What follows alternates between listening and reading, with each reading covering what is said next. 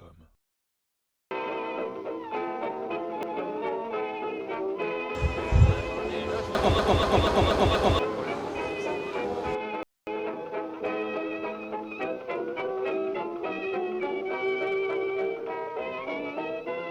Ah, t'as un zombie bibi derrière. Zombie! Détruire! Détruire, zombie! Zombie! Zombie!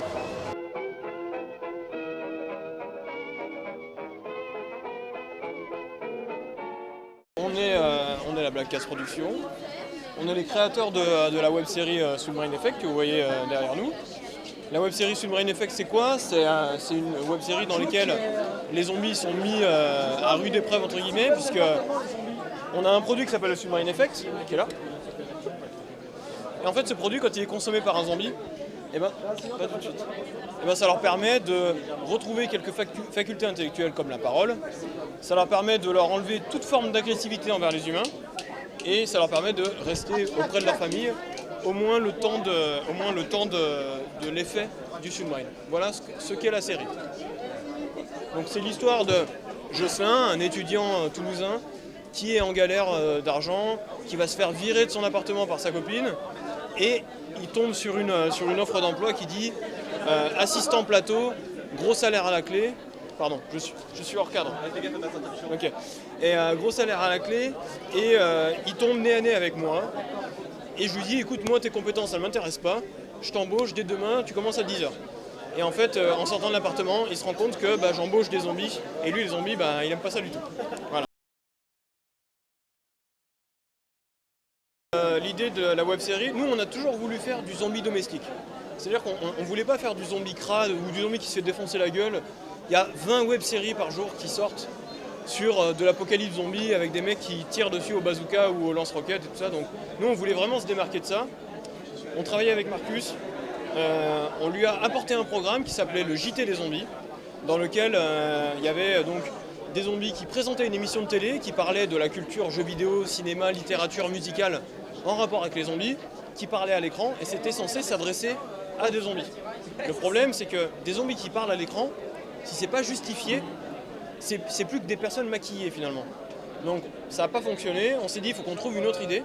On a fait des faux castings avec des potes à nous et les acteurs de la série actuelle. On leur a dit écoutez, on vous a administré un produit qui vous permet de parler alors que vous êtes zombie. Mimez une situation de colocation et on va juste regarder ce que ça donne. Au final, on a trouvé ça super drôle et l'idée de la série était née. Voilà, tout simplement. La série, ça fait 2 ans qu'on travaille dessus. La Black Cat, ça fait 6 ans qu'elle existe.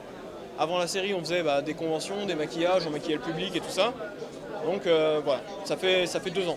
On a fait un Kiss Kiss Bang Bang pour demander un peu d'argent pour nous aider à faire la saison 1. Ça a explosé, on a fait presque 200% de l'objectif en décembre dernier. Et on a sorti l'épisode dans la foulée. Donc là, on va dire que ça fait 6 mois que le premier épisode est sorti, un peu moins de 6 mois.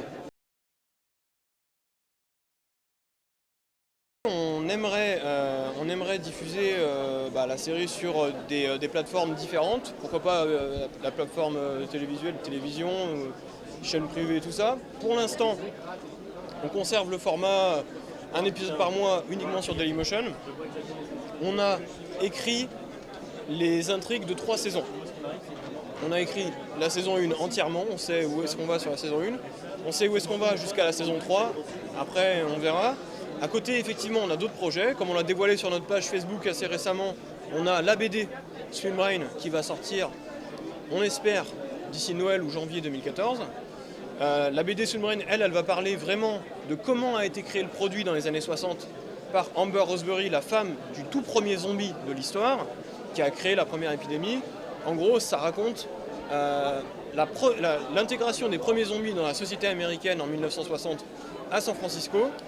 C'est quelque chose qu'on ne peut pas faire en web-série parce que ça nous demanderait un budget colossal, alors qu'en bande dessinée, on a potentiellement une imagination illimitée qu'on peut mettre en dessin. Voilà. À côté de ça, on fait aussi d'autres projets. On a un court-métrage qui sortira en fin d'année qui s'appelle J. C'est un court-métrage qui parle d'extraterrestres et d'aliens.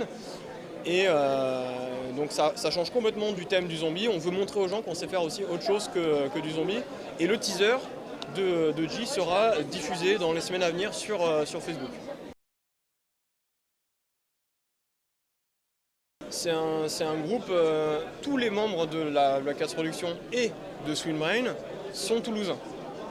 Voilà, on est à la base une bande de potes, on a élargi notre groupe d'amis entre guillemets pour trouver des compétences qui nous manquaient pour réaliser la série, mais effectivement on est tous toulousains, on compte le rester, on ne va pas déménager sur Paris pour rencontrer des nouvelles personnes et tout ça, notamment parce qu'on travaille avec les noobs qui sont à côté et qui ont monté donc un collectif qui s'appelle le collectif du Smorbif, qui regroupe les jeunes talents, les web-séries, les youtubeurs du sud de la France pour avoir un petit peu plus de poids tout simplement dans le sud en fait, pour éviter qu'il n'y ait pas que Paris et les grosses productions entre guillemets et les grosses associations de web-séries parisiennes qui dominent un petit peu le monde de la web-série.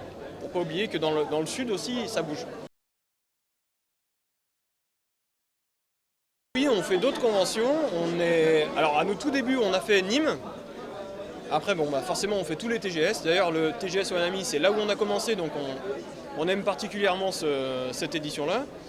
On est allé à Monaco pour faire le Monaco Anime Game Show. On était invité à Japan Event mais on n'a pas pu y aller à Clermont-Ferrand parce qu'on était de tournage. Et maintenant on va où est-ce qu'on nous invite, tout simplement. Donc avec le collectif du Smorbif, on risque de bouger sur de nombreuses conférences parce que le but c'est que plutôt que nous soyons invités sur une conférence, que ce soit le collectif du Smorbif qui soit invité sur une conférence, sur une convention, pour qu'on puisse tous se déplacer, avoir un gros stand collectif du Smorbif et représenter ce collectif-là. Est-ce que la Black Cats prend tout notre temps en termes de temps? Oui. Maintenant, est-ce qu'on en vit? Pas du tout.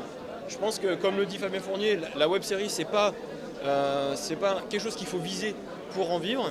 Toutes les personnes de la Black Cats, de Swimbrain, ont un métier, ont une activité, soit sont étudiants, sont salariés d'une entreprise ou quoi que ce soit. Personne n'en vit actuellement. Peut-être qu'un jour, grâce au succès, grâce aux produits dérivés, allons savoir, ça arrivera. Mais je pense qu'à l'heure actuelle, avec le format web-série, nous n'avons aucun moyen de gagner assez d'argent pour faire vivre toute la production.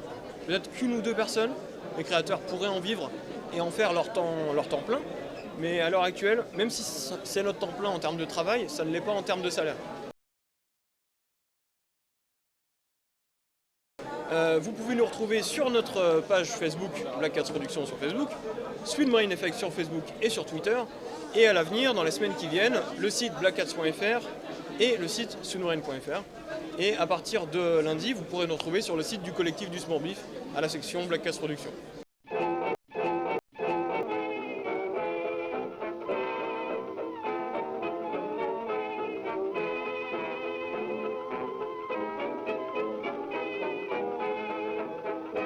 Alors là, elle est en fin de Swimbrain, donc elle recommence à être un petit peu agressive. On va dire qu'on a une petite heure de battement à la fin de l'effet pour lui en redonner avant qu'elle reprenne sa forme. C'est comme un animal sauvage, hein. C'est-à-dire que quand il est dompté, quand il est dans le jardin, tout va bien, mais dès qu'il se retrouve dans la rue, il commence à flipper et à devenir agressif. Donc du coup, là, elle est en fin de Swimbrain. Elle aime pas trop les cosplayers en général. D'accord. Ouais, c'est comme un chien quand il voit le facteur. Et il lui court après. Elle avec les cosplayers, c'est la même chose. Tu veux parler au micro? Alors nous, ce qu'on aime bien lui demander, c'est son métier, qu'est-ce qu'elle fait dans la vie. Donc il faut lui demander directement dans la... Excuse-moi, c'est quoi ton métier? Je suis top modèle. D'accord. Ça se C'est voit classe. Je fais des Voilà. photos. Il y a des restes. Voilà. En fait, c'est un ensemble de restes, mais il y a des restes. Voilà. Enfin, top modèle, c'est elle qui le dit, quoi. Nous, on l'a pas embauché pour ça. À la base, on voulait une présentatrice météo zombie. Pas mal. Mais le problème, c'est qu'elle confond cumulonimbus et cunilingus. Donc c'est problématique quand on doit présenter la météo. C'est ça.